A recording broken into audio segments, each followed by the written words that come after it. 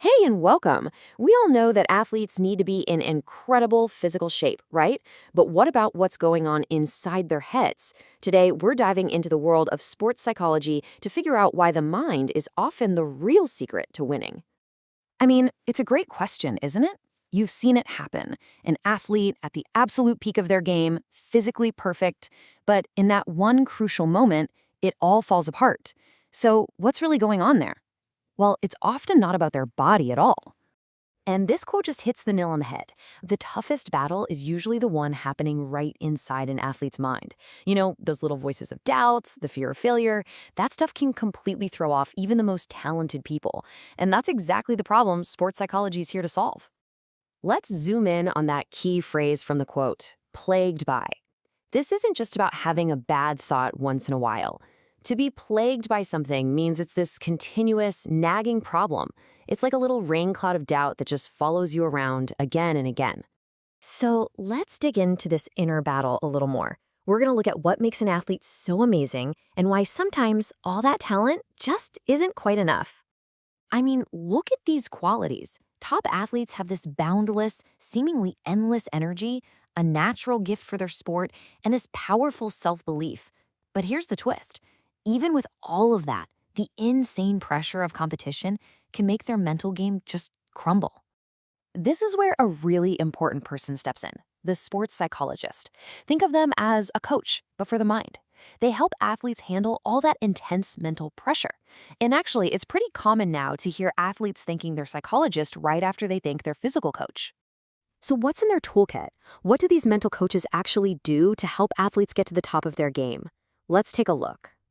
Well, their role is this really cool mix of science and hands-on practice.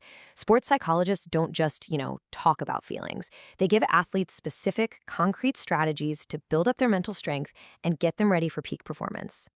And as you can see, they work on a bunch of different levels.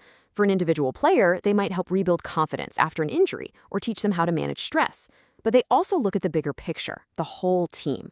They might liaise with a coach, which just means they work very closely with them to help figure out team strategy and make sure everyone on the team is working together smoothly. Okay, now this is one of the most powerful tools they have. It's called visualization. And no, this isn't just daydreaming. It's a really focused mental exercise where an athlete pictures themselves performing perfectly over and over and over again in their mind. The process sounds simple, but it's incredibly effective. So first, you create a really clear picture in your head. Then you imagine every single detail of that perfect performance, how it feels, what it sounds like, that feeling of success at the end. By doing this again and again, you build real, genuine confidence before you even start the competition. Another huge skill they work on is resilience. Because in sports, let's be honest, things are going to go wrong. A player will make a mistake, or the team will fall behind.